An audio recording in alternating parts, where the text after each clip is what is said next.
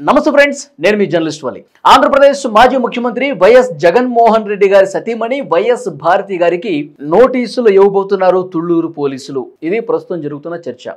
ఎందుకంటే సాక్షి ఛానల్లో భారతి గారు ఎండీగా ఉన్నటువంటి సాక్షి మీడియా నడిపిస్తున్నటువంటి భారతి గారి ఛానల్లో మహిళల్ని అత్యంత జుగుప్సాకరంగా, రాజధాని మహిళల్ని వాళ్ళ మానాన్ని శంకించే విధంగా తీవ్ర పదజాలంతో దూషించినటువంటి కేసులో సాక్షి మేనేజ్మెంట్ A3గా ఉంది. కాబట్టి భారతి గారు సాక్షి మేనేజ్మెంట్లో ఉన్నారు, సాక్షిని నడిపిస్తున్నటువంటి వ్యక్తి.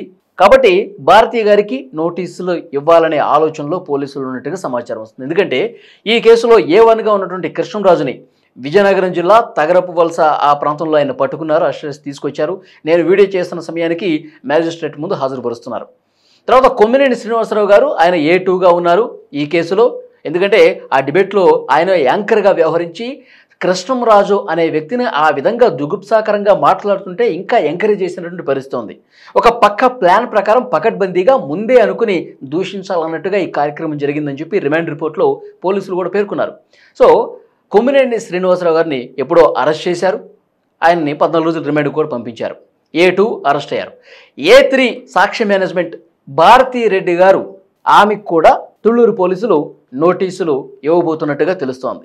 ఇక్కడ ఒక ముఖ్యమైనటువంటి విషయం మనం గమనించాలండి. జగన్మోహన్ రెడ్డి గారు, ఆ పార్టీకి సంబంధించిన నాయకులు కావచ్చు, భారతీ రెడ్డి కావచ్చు, ఎవరైనా సరే వాళ్ళ ఛానల్లో ఇంత దారుణమైన వ్యాఖ్యలు చేస్తే కనీసం వాళ్ళు క్షమాపణ చెప్పాలని డిమాండ్ చేస్తున్నప్పటికి కూడా కనీసం వాళ్ళు ఖండించలేదండి. క్షమాపణ సంగతి దేవుడెరుగు, కనీసం ఖండించలేదు.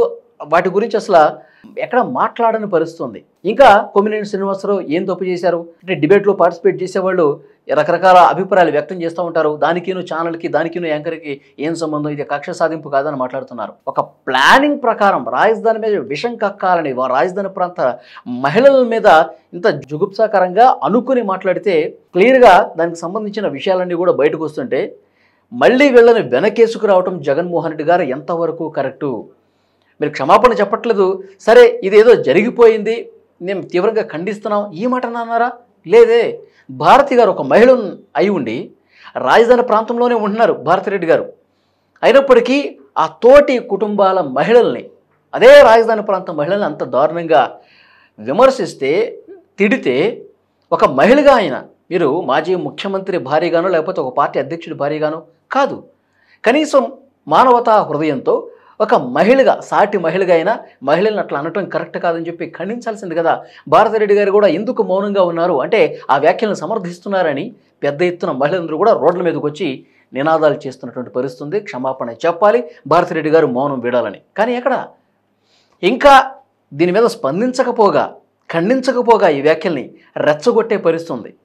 ఆ తర్వాత రోజు సజ్జల రామకృష్ణారెడ్డి గారు ఏం మాట్లాడారు? జగన్మోహన్ రెడ్డి ఆదేశాలతో హుటాహుటిన ఆయన ప్రెస్ మీట్ పెట్టి ఏం మాట్లాడారు సజ్జల రామకృష్ణారెడ్డి గారు? ఈ ధర్నాలు చేసేవాళ్ళు, రోడ్ల మీదకి వచ్చి నిరసన తెలియజేస్తున్నటువంటి మహిళలను ఉద్దేశించి ఇదొక సంకర తెగ అని చెప్పి మాట్లాడారు. అంటే మాటలు పడింది వీళ్ళేనండి, రాజధాని ప్రాంత మహిళలే. అత్యంత అవమానకరంగా, జుగుప్సాకరంగా వాళ్ళ మానాన్ని, ఆత్మగౌరవాన్ని కించపరుస్తూ వాళ్ళ ఛానల్లో మాట్లాడితే దాని మీద కడుపు మండి గుండె రగిలి వాళ్ళు రోడ్ల మీదకి వచ్చి నిరసన వ్యక్తం చేస్తుంటే ఏం మాట్లాడుతున్నారు? ఇంకా దీన్ని రెచ్చగొట్టే విధంగా రాక్షస జాతి అంట వీళ్ళు రోడ్ల మీదకి వచ్చి కడుపు మంటతో ఆందోళన చేస్తుంటే పిశాచాల్లాగా, రాక్షసుల్లాగా వీళ్ళు ఊరి మీద పడ్డారు. ఇది ఒక సంకర తెగలాగా కనిపిస్తోంది. ఒక వ్యవస్థీకృతంగా వీళ్ళందరూ ఎవరి ఆదేశాలతోనూ రోడ్ల మీదకి వచ్చారు. ఇది మాట్లాడింది సంకర తెగంట. అంటే అసలు ఇంకా దీన్ని పూర్తిగా రెచ్చగొట్టి రాజధాని ప్రాంతంలో ఉన్న వాళ్ళు అసలు మనుషులే కాదు అన్నట్టుగా సజ్జల రామకృష్ణారెడ్డి మాట్లాడిన పరిస్థితుంది. నిన్న జగన్మోహన్ రెడ్డి గారు పొదిలిలో పొగాకు వేలం కేంద్రాన్ని సందర్శించినప్పుడు పొగాకు రైతులకి పరామర్శ ఇద్దాం అని జగన్మోహన్ రెడ్డి గారు వచ్చినప్పుడు ఏం జరిగింది? పొదిల్లో ఒక మారణకాండే సృష్టించారు. మహిళలు అసలు మహిళల మీద ఇంత దారుణమైన వ్యాఖ్యలు చేస్తుంటే ఎందుకు స్పందించట్లేదని చెప్పి శాంతియుతంగా నిరసన తెలిపారండి. పొదిలిలో కొంతమంది మహిళలు రోడ్డు పక్కన శాంతియుతంగా ప్లకార్డులు పట్టుకొని ఓ పక్కకి నిలబడి, ఎందుకంటే అట్నుంచే జగన్మోహన్ రెడ్డి గారు వస్తున్నారు కాబట్టి కనీసం ఈ ప్లకార్డులైనా చూసి ఆయన కనికరించి దీని మీద స్పందిస్తారు, కనీసం వాళ్ళ ఛానల్లో మాట్లాడినటువంటి వ్యాఖ్యల్ని, దారుణమైన వ్యాఖ్యల్ని ఖండిస్తారనే ఉద్దేశంతో వాళ్ళు ప్లకార్డులు ప్రదర్శించి నిరసన తెలిపారు. ప్రజాస్వామ్యంలో హక్కు ఉంటుంది కదా నిరసన తెలియజేసే హక్కు. జగన్మోహన్ రెడ్డి గారు అట్నుంచే వెళ్ళారు, వాళ్ళని చూసి నవ్వుకుంటూ వెళ్ళిపోయారు. వెనకాల ఉన్నటువంటి ఆ పార్టీ కార్యకర్తలు ఉన్మాదుల్లాగా బిహేవ్ చేసి ఆ మహిళల మీద రాళ్లు విసిరారు, చెప్పులు విసిరారు, దారుణం చేశారు.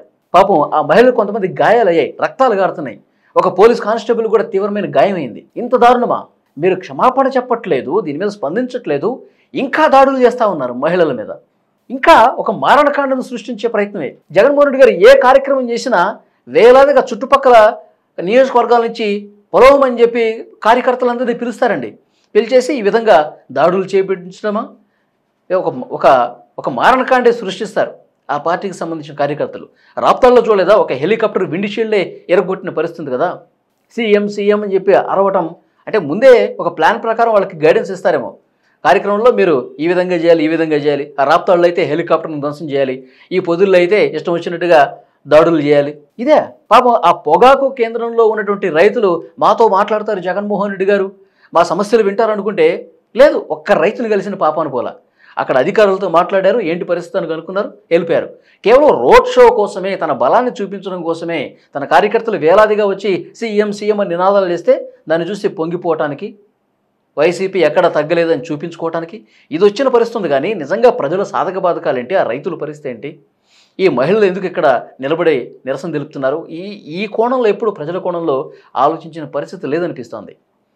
మీరు ఆ వ్యాఖ్యల్ని ఖండించరు, క్షమాపణ చెప్పరు, ఇంకా పూర్తిగా రెచ్చగొడుతూ దాడులు చేస్తున్నటువంటి పరిస్థితి ఉంది. సో అందుకే చంద్రబాబు నాయుడు గారు కూడా చాలా సీరియస్గా స్పందించారు ఈ ఘటన మీద. ఎవరైతే రాళ్లదాడి చేశారో పొదుల్లో వాళ్ళందరి మీద వెంటనే కేసులు పెట్టి చర్యలు తీసుకోండి, ఎవరిని వదలొద్దని చెప్పి డీజీపీ గారికి ఆదేశాలు ఇచ్చిన పరిస్థితి ఉంది.